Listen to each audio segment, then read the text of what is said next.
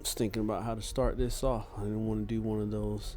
Oh, what's up, guys? It's your boy Preatorian, because I think everybody does it. But what's up? This is Preatorian.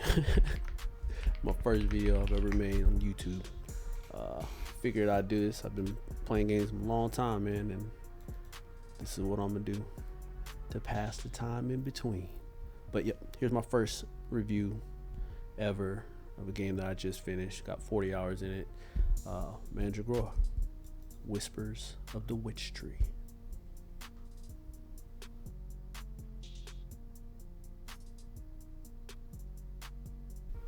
Alright, first video, Mandragora. Let's get into it. Character creation, 4 out of 10. Shit's kind of whack. Got 2 things you could pick, male, female. Your starting class, which you could change later. Like 10 face, purple skin, orange skin. All your hairstyles are whack. You get big ass foreheads for each one of them. Tattoos you'll never see because you're always wearing armor or dress, and a voice, which you do get to hear most of the game. But yeah, like I said, 4 out of 10. Nothing to write home about.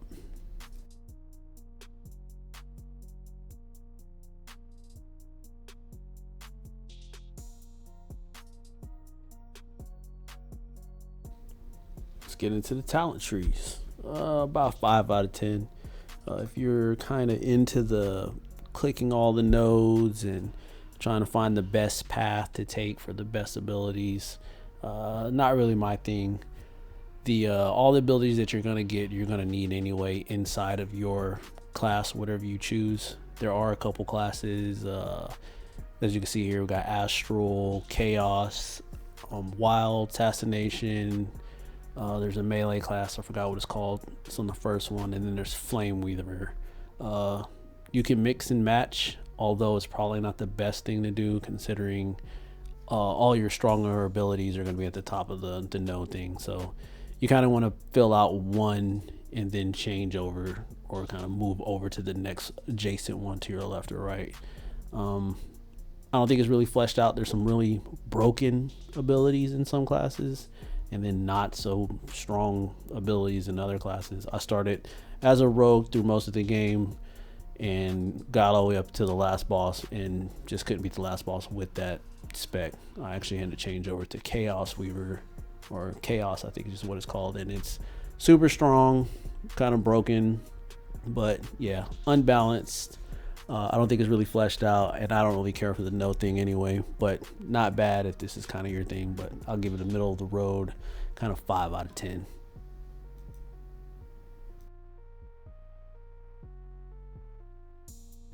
Ooh, next up, my favorite part of the game.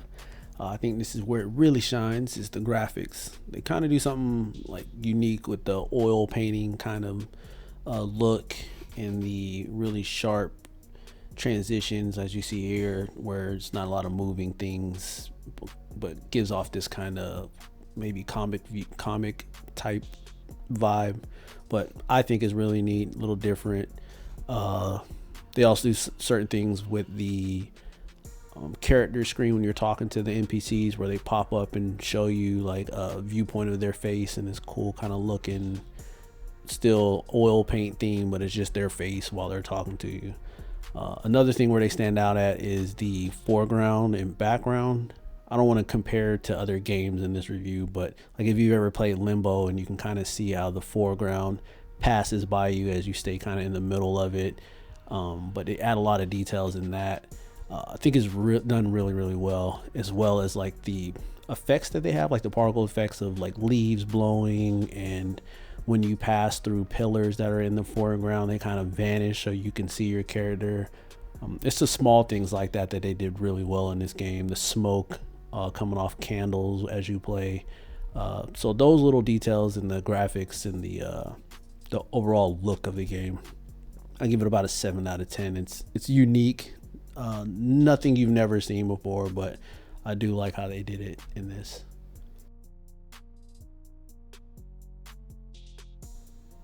Oof, the combat. Again, another middle of the road thing. Wasn't done bad, wasn't done good. Like I said earlier, if you kind of pick like the class you see here, the chaos, kind of strong, deletes enemies. I think the game's on easy mode with certain things, but you pick, your rogue class. It's a little faster, but not fast enough to just kind of balance out being a rogue. Some of the abilities as a rogue, and there's other classes, especially melee. If you played other games before, melee is usually the get in there and wreck stuff, but if you get hit, you're screwed. Unless you pick like a tanky class in this. So again, 5 out of 10. You get a couple dodge abilities. You can jump backwards. You can roll forwards to get behind enemies. That's one of the only ways you get behind them outside of obtaining your third movement ability, which I won't spoil for anybody, but it's pretty obvious when you get. But those are the only ways you're going to get behind the enemies. And most bosses kind of play on they attack, you can roll behind them, attack some more. So it's not bad. It's not good either. It's middle of the road. Nothing you've never seen before. But I don't hate it. It runs off stamina. If you've ever played any, again, don't want to compare if you've ever played any of the Dark Souls games or stuff like that, where your attacks and your defense abilities are based on your stamina, and once you lose it, you kind of can't do anything until it comes back up. But yeah, like I said, middle of the road, not bad, not good.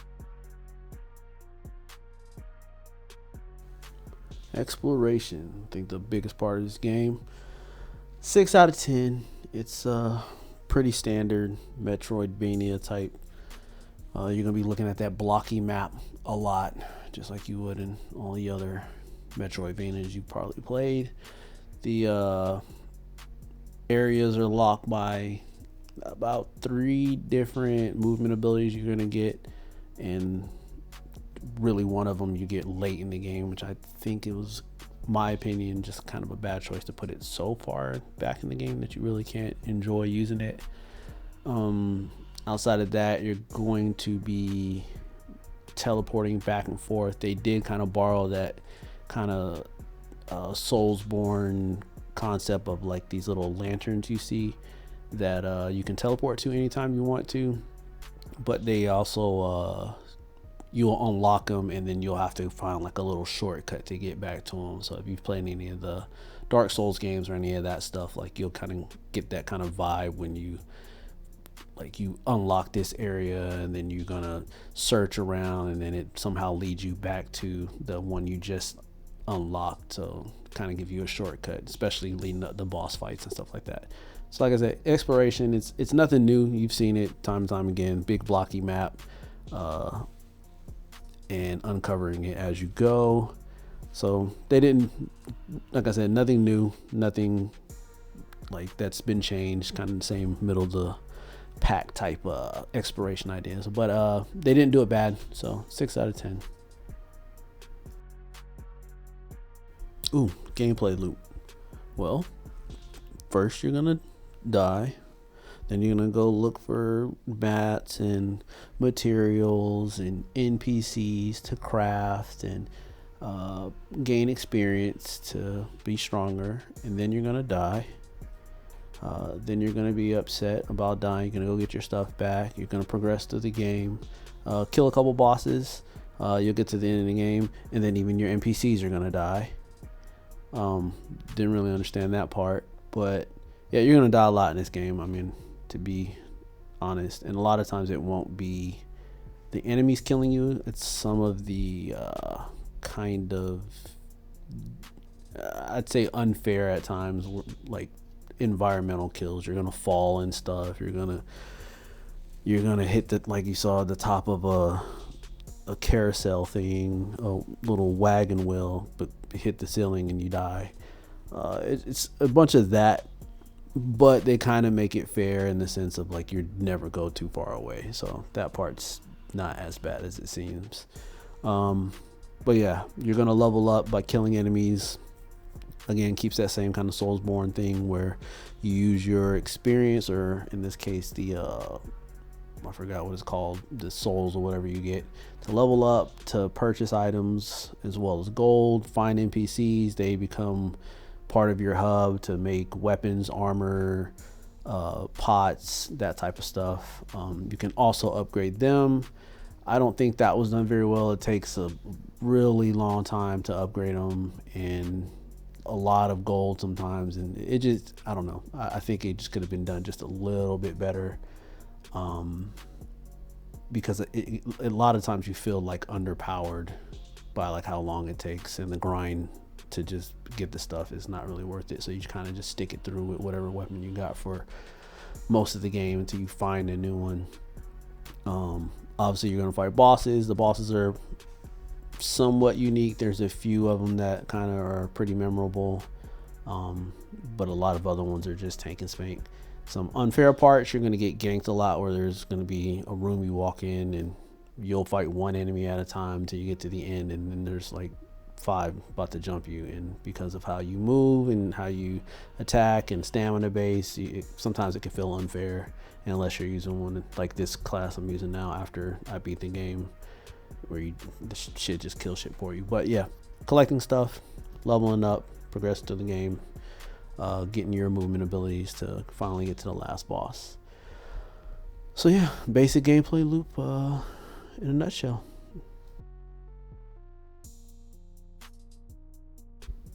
All right, the final verdict. I think I'm gonna give it probably a 6 out of 10. Wasn't the worst game I've ever played, not the best game I've ever played in this genre. The artwork being what it is, and kind of being a little unique in that department. Combat not being totally bad, but not that like intense, in the sense of like there's so many things to do. I think is what kind of kept it above a 5. I think some of the things that kind of kept it low were it not being totally fleshed out, and some of the difficulty spikes just off of pure game design rather than it just being hard at that point, is what kind of kept it around the 5-6 area. I think with the next patch coming out, a new game plus, I think things will get a little bit better. I think they pushed out a patch today. This is May 8th, so a lot of things in the future probably gonna be pretty good about this game, and score will probably go up a bit, but overall 6 out of 10. Enjoy playing it, and look forward to seeing what else they got.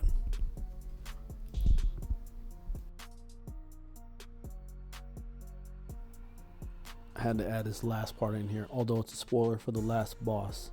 I didn't want everybody coming at me telling me I was buns because I couldn't beat this dude as a rogue, and there was a skill gap and all that shit. This first phase, easy as hell. It's the second phase that you'll see if you're melee. Good luck. That shit was enough to make me go back and change specs. But I also want to say thank you for everybody watching. At the bottom, please drop any comments on how to make this video better, or all the advice you can give me. The first time I've ever done any of this, recording gameplay and editing videos and all that, so anything you can tell me and shoot my way to help this be better, I appreciate it. And I look forward to making some more videos. Talk to y'all later.